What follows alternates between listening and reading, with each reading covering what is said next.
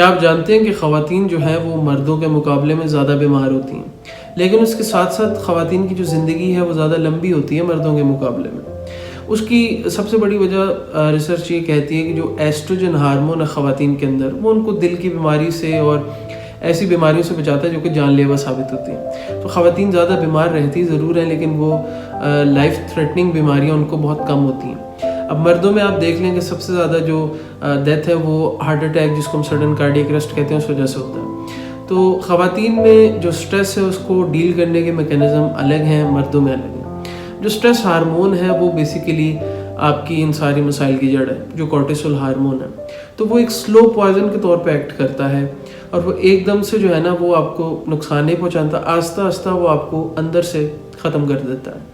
اور سٹریس جو ہے وہ خواتین کیسے اس کو بہتر ہینڈل کرتی ہیں، مرد نہیں کر پاتے، اس کے بارے میں آپ کو بتاؤں گا اگلی ویڈیو میں۔